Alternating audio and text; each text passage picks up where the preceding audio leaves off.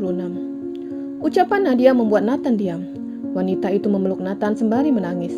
"Aku hamil, Nathan, bagaimana ini?" ujarnya sembari menangis. "Apa kamu yakin?" tanyanya yang masih ragu jika anak di dalam kandungan Nadia darah dagingnya. "Siapa lagi yang tidur denganku selain kamu?" seru Nadia marah. "Tapi, pada saat aku berhubungan badan denganmu, kamu tidak perawan," ujar Nathan. "Nathan, itu sudah lama. Kalau pada saat dulu aku bilang hamil, kamu wajib mencurigaiku. Tapi hanya kamu yang tidur denganku," sahutnya masih menangis.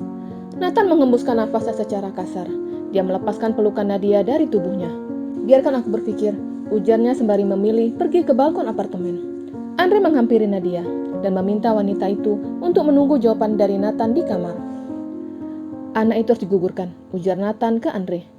"Anak itu tidak bersalah. Kenapa harus digugurkan? Ini waktu yang pas untuk menikah. Kamu tidak harus menikah dengan Putri. Aku bisa mengubah semuanya," sahut Andre. Ucapan Andre membuat Nathan marah. Dia mencengkram kerah ke meja asistennya. "Aku tidak akan pernah menikahinya," serunya. "Lalu bagaimana dengan anak yang di dalam kandungannya?" tanya Andre bingung. Nathan membisikkan sesuatu ke telinga asistennya. Pria itu menggelengkan kepalanya. "Hanya kamu yang bisa membantuku," ujar Nathan sembari menggerakkan kepalanya ke arah Andre agar asistennya memanggil Nadia.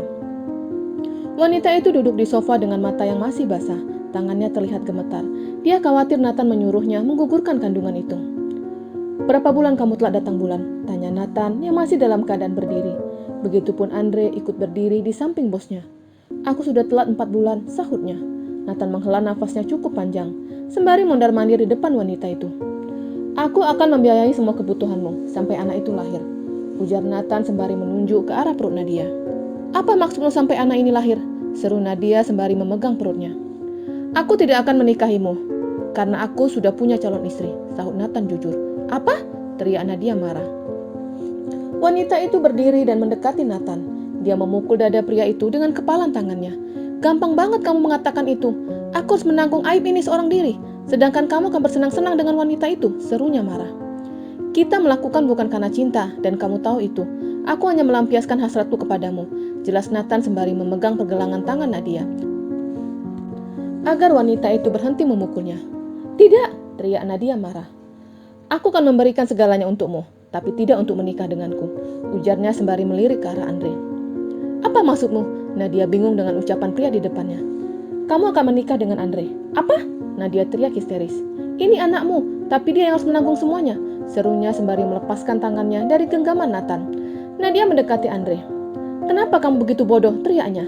"Ini anaknya, dan kamu mau menutup aib bosmu," teriak Nadia marah ke Andre. Pria itu hanya diam sembari melirik bosnya. "Pikirkan yang aku ucapkan, menikah dengan Andre atau tidak menikah sama sekali, dan kamu harus menanggung sendiri aib itu sendirian," seru Nathan sembari berlalu diikuti Andre. Nadia teriak sekencang-kencangnya dengan pilihan yang diberikan Nathan kepadanya. Sementara itu, Andre bingung dengan jalan pikiran bosnya. "Kenapa kamu memintaku untuk menikahinya?" tanya Andre sembari menekan pedal gas. "Aku tidak yakin itu anakku. Katanya sudah 4 bulan tidak datang bulan, dan aku ingat kapan terakhir aku berhubungan dengannya," sahut Nathan. "Tapi kenapa aku yang harus menikah dengannya?" seru Andre tidak suka. "Karena hanya kamu yang bisa memecahkan misteri ini," sahut Nathan sembari menoleh ke arah Andre. "Kamu hanya menikah sampai anak itu lahir," ujar Nathan. "Setelah itu?" tanya Andre bingung. "Ceraikan dia," sahut Nathan balik. "Hanya 5 bulan menikah dengannya, dan setelah anak itu lahir kamu memintaku menceraikannya. Dan pasti anaknya ketika lahir akan kamu ambil," tebak Andre. Nathan menggelengkan kepalanya. "Ketika anak itu lahir, aku bisa mengecek DNA-nya. Dan jika terbukti anak itu bukan anakku, maka kamu segera menceraikannya. Tapi jika kamu masih ingin mempertahankan rumah tangga kalian, silahkan," jelas Nathan. "Bagaimana jika anak yang di dalam kandungannya memang benar anakmu?" tanya Andre balik. "Kalau memang benar, maka akan aku nikahi dia. Tapi setelah kamu menceraikannya," jelas Nathan. "Bagaimana dengan Putri?" tanya Andre lagi. "Pernikahanku dengan Putri hanya sampai setahun. Setelah kontrak selesai, aku akan membebaskan wanita itu dan menikahi Nadia. Jika benar, anak yang di dalam kandungannya anakku. Tapi jika tidak," Nathan menggelengkan kepalanya dan Andre mengerti. Nadia mengusap air matanya dan segera menghubungi seseorang. "Bagaimana?" tanya seseorang dari ujung sana. "Nathan tidak mau menikahiku," sahutnya. "Kenapa tidak mau? Apa aktingmu kurang bagus sampai dia tidak percaya?" "Hei, aku sudah berakting nangis di depannya. Bahkan aku sudah mengeluarkan air mata agar dia yakin. Tapi dia malah memberikan 2 pilihan padaku," gerutu Nadia. "Apa pilihan yang diberikan Nathan untukmu?" tanya Niko. Aku tetap mengandung anak ini, tapi harus menikah dengan Nathan. Semua kebutuhanku akan dipenuhi, jelas Nadia. Lalu, pilihan yang kedua apa? Niko penasaran. Aku menikah dengan Andre, sahut Nadia. Apa? Niko kaget. Aku tidak mau menikah dengan Andre, ini anakmu, seru Nadia. Iya, aku tahu itu anakku. Niko terlihat bingung dengan masalah yang sedang dihadapinya.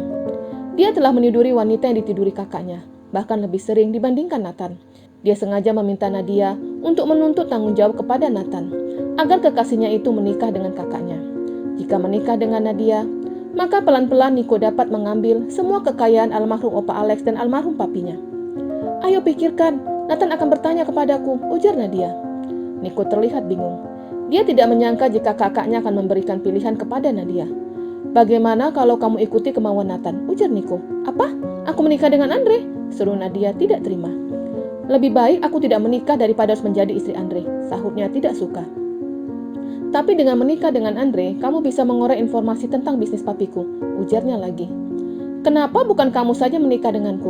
Ini anakmu, bukan anak Nathan dan Andre. Aku tidak bisa sayang, aku belum mendapatkan semua harta yang dimiliki Nathan. Jika aku menikahimu, maka hidupmu tidak akan bisa mewah, jelasnya. Tapi dengan Andre pun sama, dia hanya makan gaji dari Nathan. Mending aku menikah denganmu yang benar-benar cucu Alexander, ujar Nadia. Tapi melalui Andre, kita bisa mengorek semua informasi. Aku tidak mau, Nadia menolak. Nikahi aku atau aku akan mengatakan kepada Nathan kalau kamu ayah dari anak yang ada di dalam perutku, ancam Nadia dan menutup panggilan itu secara sepihak. Niko terlihat kesal dengan ancaman itu. Dia memukul tembok kamarnya dengan kepalan tangannya. Keesokan harinya, rumah Alexander didatangi pihak kepolisian. Keluarga Alexander bingung dengan hadirnya pihak kepolisian di rumah mereka. Ada apa, Pak? Tanya Niko. Apa benar ini rumah Raja Nathan Alexander? Tanya pihak kepolisian. Iya benar, itu kakak saya, sahut Niko. Kami membawa surat penahanan untuk dirinya, ujar pihak kepolisian sembari menunjukkan surat itu kepada keluarga Alexander. Apa? Semua keluarga kaget. Niko membaca surat itu dan menunjukkan kepada maminya kalau ada nama Nathan di dalam surat itu. Silakan, Pak, ujar Niko, mempersilakan pihak kepolisian untuk masuk ke dalam rumah mewah itu. Apa yang dilakukan anak saya sampai bapak ingin menahannya? Teriak Nyonya Naomi. Anak ibu telah melakukan percobaan pembunuhan kepada saudari Nadia, jelas pihak kepolisian. Apa? Semua keluarga kaget. Niko membawa pihak kepolisian ke lantai 3, dan pada saat di lantai 3 Nathan sedang nge-gym. Ketika melihat ada petugas dengan seragam berwarna coklat ada di dalam rumahnya, membuatnya bingung. Ada apa ini? Tanyanya sembari mengakhiri kegiatannya. Anda kami tahan karena telah melakukan percobaan pembunuhan pada saudari Nadia, sahut pihak kepolisian. Apa? Aku tidak melakukan apapun kepadanya, teriak Nathan tidak terima dengan tuduhan yang dilayangkan kepadanya. Silakan ikut dengan kami. Anda bisa memberikan keterangan di kantor polisi. Baiklah, saya akan menghubungi pengacara saya dulu, ujarnya sembari menghubungi Andre dan mengatakan masalah yang tengah dihadapinya. Dengan tangan terborgol, Nathan dibawa ke kantor polisi. Nyonya Naomi dan Oma Stacy menangis ketika melihat Nathan dibawa. Mereka tidak menyangka jika Nathan melakukan perbuatan yang tidak terpuji. Sementara itu, Andre langsung mendatangi Pak Benny. Dia mengatakan masalah yang tengah dihadapi bosnya. Apa kamu yakin Nathan tidak melakukan itu? Tanya Pak Benny balik. Saya yakin, karena Tuan Nathan ada bersama saya sampai tengah malam.